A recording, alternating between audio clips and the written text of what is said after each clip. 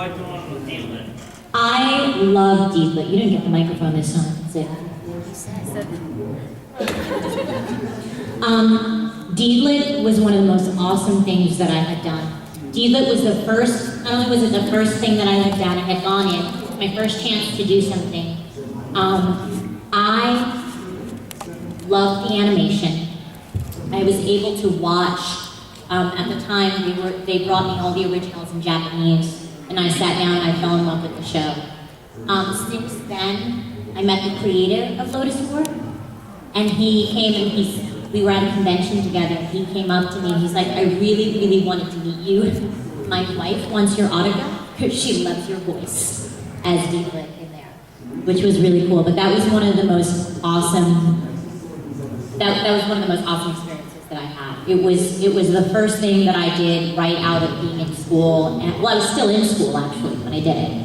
I started working, like I said, while I was still in school. I wasn't done yet, and I started recording.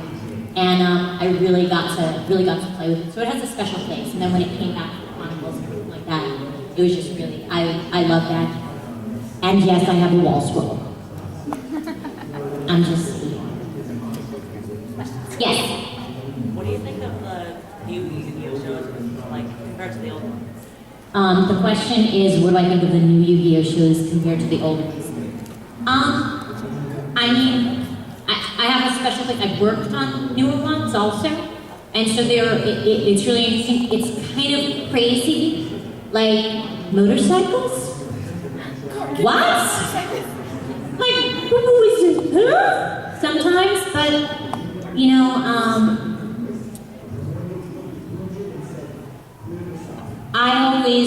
some of them have been really great. I've loved a lot of the characters that are in them, and a lot of the cast who does it is really, really cool. But yeah, some of them are a little bit strange, and like I always wonder, where are your parents? What's going on? Why are you living in like an underwater what's going on? I'm like, how did you all get here? I wonder about that sometimes with Pokemon too. I was like, really? How long have you been wandering with your pets? Where are your parents? Like, oh, Ash is like, let's go to the Unova region. What? And your mom's like, sure. My mom, if I was like 12, she's like, do you want to go over here? It's like, would you like to go to, like Germany and wander around for a couple of months or years? Meet people, maybe I'll send you a postcard. Yeah, no. She would be like, you know what you're gonna do? You're gonna go upstairs in your room and be grounded for the rest of all time. And give me those Pokeballs, they're not going with you. Say to me. Yes. What is your most memorable or maybe your favorite moment from recording Sonic X as Amy Rose? Wow, that's good. We had a lot of fun with that, and Jason, and like the whole cast who did that, like Jason who was Sonic and stuff like that, we used to come by and like, we still like joke about it, because we would always get booked in the session back to back. Like I would walk in and I'm like, hey, I'm like, funny seeing you here. And he would walk out. I'm trying to think. I liked a lot of the haunted house. I liked the haunted house episodes. Like that was a lot of fun. I loved anything that involved her hammer. Let's see, good times. And some of the video game stuff that we did was really, really cool. Like that's I kind of dug that. Like I dug. Excuse you. I'm sorry about that. Not what I had today. But that was a fun experience. Like I liked a lot of the episode stuff. Like one of the fun experiences was having when we did the video game. We had a lot of people from Japan, and there'd be 4 or 5 people in the room. And one of my favorite things was seeing one of the creators from Japan do his version of Amy in there. Like I would do something, and he's like, all of a sudden, all I hear is a whole bunch of Japanese. He's sitting down, and he was like, sitting there, there's 5 people talking back and forth, and he's kind of on his knees, and he starts doing his impression of what Amy Rose sounds like. And I was like, that's brilliant. I don't know what he's saying, it's in Japanese, but I was like, I'm gonna do it just like that from now on. But that stuff like that was very cool. Like that was very fun. But, yes. Have you had a chance, I know you're going to be, of course, American conventions, have you gone to any Japanese conventions, and how does that even, as far as your experience and any of what's He asked me if I'd been to any Japanese conventions. I have not been to any Japanese conventions. I did a magazine article for one that was out in Japan. One of a while ago, I did a convention where I did, the Japanese guests had come over. I met the Japanese Seiyu who does Naga and Slayers. And we did a panel together, like a live action, like a panel dubbing back and forth together. And that was a very cool experience. But and she was really excited. She's like, I'm gonna tell Megumi what you're doing. And I was like, that's so cool. Like, that's who I am. But no, I haven't. I would love to, and I've known a lot of people who have gone out there. I know the conventions there are way huger and very intense, but I have not. I would love to. Go, behind you, Grina. Okay. So, earlier you were talking about how when preparing for your demo, you wanted to do that in your career. Where would you send those demos? Okay, she's asking like if you prepared a demo, where would you send it? There are various places.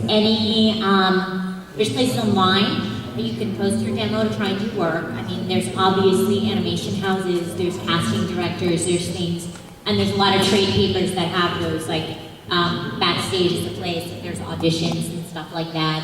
There's also casting houses, you can send it to a company like the one that I work at, where I direct. They'll do things there, or NYAV. You can send it there. I know that Tom and I do listen to all demos that come to us. And we have called some people in, at least for auditions, to see if they work. But a lot of these places do listen to demos. So you can, you know, if we can chat a little bit afterwards. I have a panel after this, but if anybody who wants to come up, sees me around, wants to grab me, what is going on? It's like a bizarre possession of I'm not doing anything. What's the other microphone on? No, but I'm using it now because I feel like there's something wrong with this. Yes.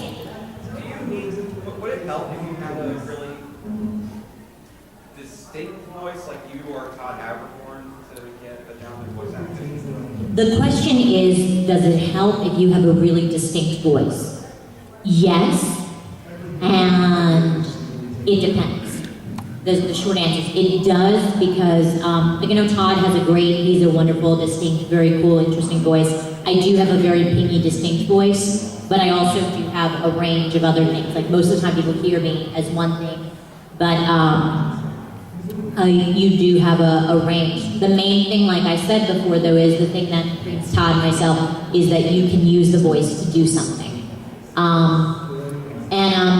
There's some people though who have careers just because they sound really, you know, they have these really crazy, deep, intense voices, but just make sure you can use it to convey emotion and stuff. So yeah, it does help, but it also helps if you have character voices that you can make up, if you're specifically going for, you know, for animation.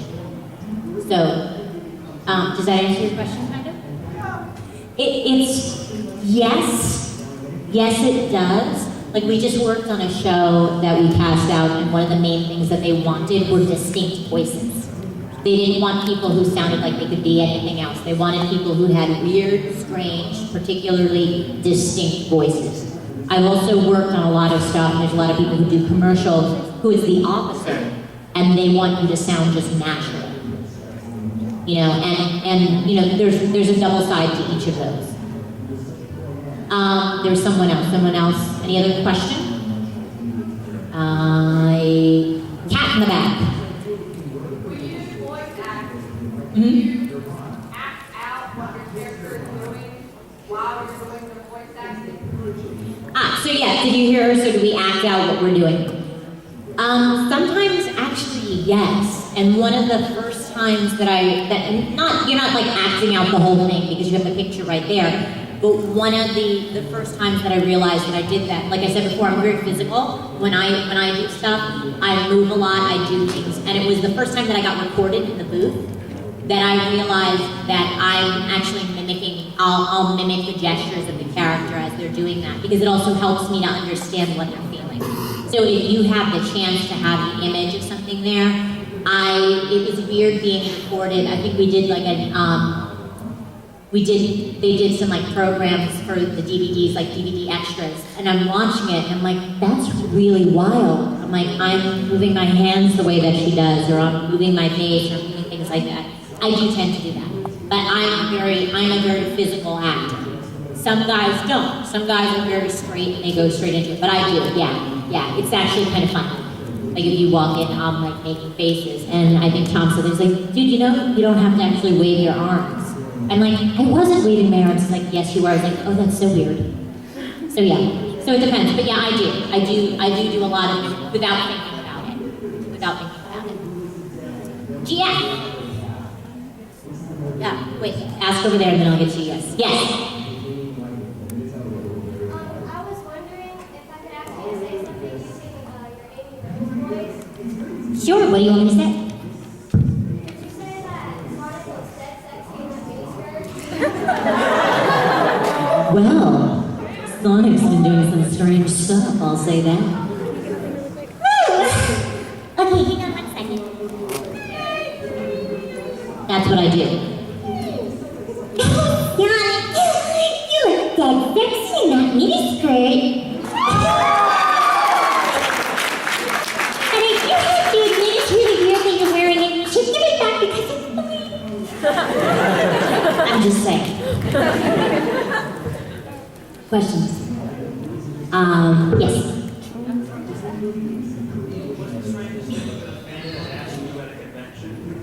The strangest thing that a fan has asked me at a The convention. late night panel last year. Yes. Oh, there's some weird stuff. You're allowed to talk about that. Yeah. Let's just say, let's do a little portion. Now we're playing a game called Let's Speak in Code. No, there's been some weird, well, the late night panels don't count because those are all late night, and I say they don't count because if I started counting them, there'd be a long list of weird things that people have asked. But I've had some interesting requests early on to get some strange big signed. Some very strange things signed. I'm gonna let you just wonder what could be really weird that could be signed. You have to tell us. And you're probably right. So everyone take a moment. Put your hand on your head in this position. Shake your head. And that's what happened. Just so that you know. But yeah, there's been fun. People have asked me like had conversations with me about like what I've done, and I'm like, I don't. And yeah, it's been. We'll chat after. There are many stories, but I can only tell them after 8 o'clock. Questions? Yes. Right. Going back to Pokemon, I've asked this earlier on another earlier panel. Are you aware of some of like the original Japanese terminology in the shows? Like, for example, you voiced Sabrina, one of the gym leaders. Yeah. Like her original name is Natsumi, and her Pokemon Abra's original name like Casey or something. Have you ever like looked on websites and looked up the original terminology for some of them? I've worked on the show since it basically started, and then there was a period of time that I didn't, and I worked on the new incarnation of it. My understanding is that a lot of the changes that happened to Pokemon, a lot of those are choices that were made by the Japanese company. So, at least I know that that's the way that it is now, that everything that's changed is now at least everything that's changed has gone through them. So I don't know what the original terminology is for that, but it would be interesting to look up. But a lot of the stuff now, I know that those are choices that are made by the Japanese. Like they choose those things at this point. But does that kind of answer? Or Yes. But I would be interested. I'd love to. Another random quote. Yes. A Pokeball in Japan is called the Monster Ball. Yeah, the Monster Ball because they're originally pocket monsters that were set over. I know what they're called. Yeah, and I know there's some things that they made in the beginning seasons, like in the early seasons, they made choices here about stuff. But I think at this point, especially, all that is are choices that the Japanese made over there, or in conjunction with that and the people in China. Thank you.